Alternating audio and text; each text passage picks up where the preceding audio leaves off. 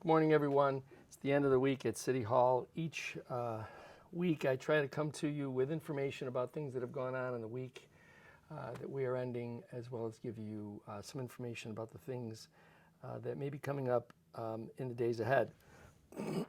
This past week, the City Council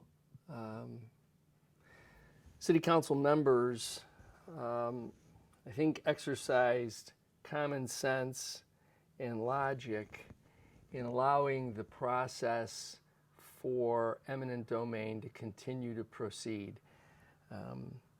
For some reason, there were council members who thought that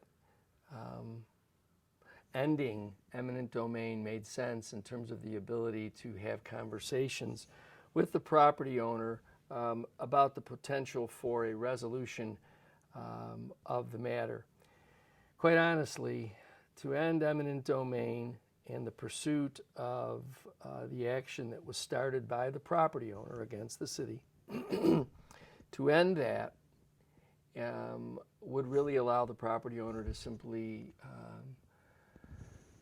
continue to do what it has been doing for nearly 30 years, and that is nothing. So I'm happy that there were council members who had the common sense and logic to say no, and so we'll continue to pursue that. We're anticipating a decision in the coming days. As soon as that's made available to us, we'll obviously be making sure that the community knows that as well. The next community meeting, we had a community meeting this past Wednesday at Spallino Towers. The next community meeting will be June 14th at Roble Towers. It'll be an opportunity for people in the area to come on out, listen to some of the things that are going to be happening that have been happening rather in our community, as well as some things that people may want some more information on. I'm hoping that sometime later this week, sometime later next week, we'll have some finalization on bringing back the street lighting program. You remember we had the street lighting program scheduled for approval by the City Council.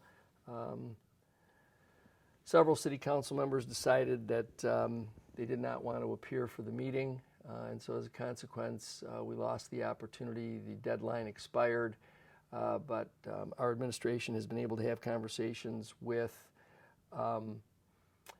representatives from National Grid in order to be able to get the program back on schedule with a 30-day extension that'll run through June 24th on the same terms and conditions that we had.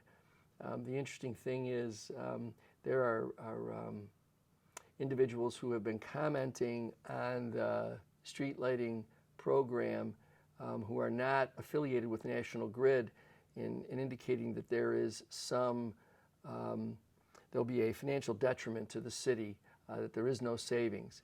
Quite honestly, the program is a program that's authorized by the state of New York.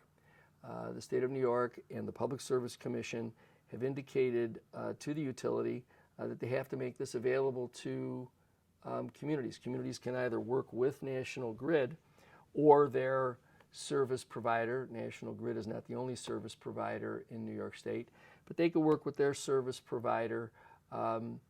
Municipalities can do that with regard to their street lighting program, or they can choose another vendor. And then what would happen is, obviously, as the City of Niagara Falls will be doing, they'll be purchasing the assets and leasing back certain portions of it that remain property, at least in our community, of National Grid. So all of that, we're hoping to be able to get, again, back in front of the council. The council has a very unusual meeting schedule. They scheduled a meeting in the beginning of the month, and they don't schedule another one until the end of the month. I believe it is on the 28th. And so with the expiration being June 24th, we're going to have to make sure that we get a meeting scheduled in order to be able to approve the sale and leaseback agreement. On to some of the things that are going on in our community. Today at 6 p.m., the Niagara Falls City Schools will be having their Soapbox Derby. Students from Niagara Falls High School, Gaskill, and LaSalle Prep schools and various elementary schools will be participating in the race. The race will start at 6 p.m. It'll be, the starting line is at Pine Avenue in Portage, out in front of the Niagara Arts and Cultural Center. So if you're interested in coming on out, that portion of Pine Avenue will be closed, and so you can line up along either side of Pine Avenue and watch the Soapbox Derby.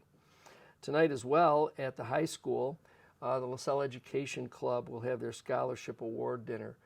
That's at 6 p.m. at the high school. The LaSalle Education Club has been awarding scholarships for many years, and so the Scholarship Awards Dinner will be tonight, 6 p.m.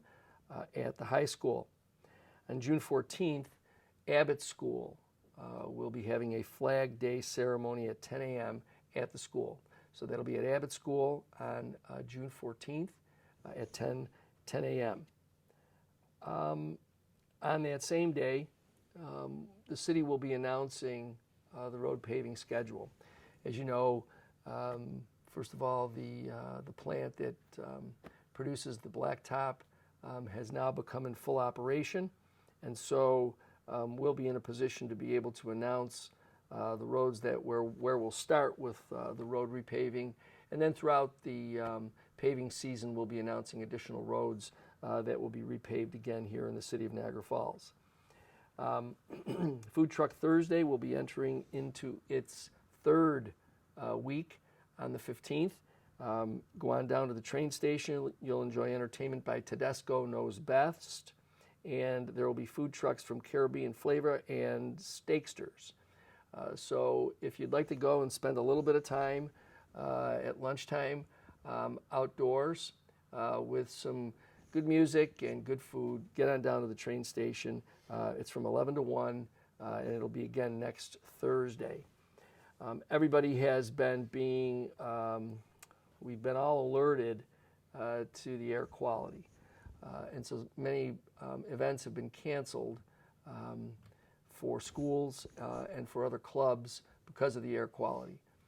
It's expected to improve over the next couple of days, but at least for the short term, please be careful if you're outdoors, especially if you or someone you know has breathing problems, whether it's asthma or other issues that might make breathing difficult. The air quality is going to be challenged for the next couple of days, so please be very careful if you're outdoors. We're expecting some pretty good weather, so I know that many people will be out. So if you are, please make sure that you're careful. Limit your opportunities to be out in what is going to be some difficult breathing situations if you have breathing difficulties. So I hope everyone has a great weekend. I'm looking forward to getting started again next week on some of these projects that we have in City Hall. We'll be continuing to do our redesign of the city market. There'll be more information on that as we begin to unfold how we are going to reimagine the Niagara Falls City Market. Again, we'll be looking forward to getting the street lighting program finally underway. And, you know, the road paving will always be a challenge. There are probably many roads that people are going to want to have paved in the city, and obviously we are limited by reimbursement ability. And so we'll be announcing those. Hopefully the streets that we announce will be one of the ones that you're hoping to have announced. We're also happy to announce that all of our pools, all of our city pools will be open this year. We have sufficient lifeguards to be able to open them all. So 91st Street, Center Court, and of course the Hyde Park pool will all be open starting at the end of the month and running through the beginning of August. So we'll also be announcing and having posted many of our citywide summer programs in partnership with the Boys and Girls Club, the Y, the library, the school district.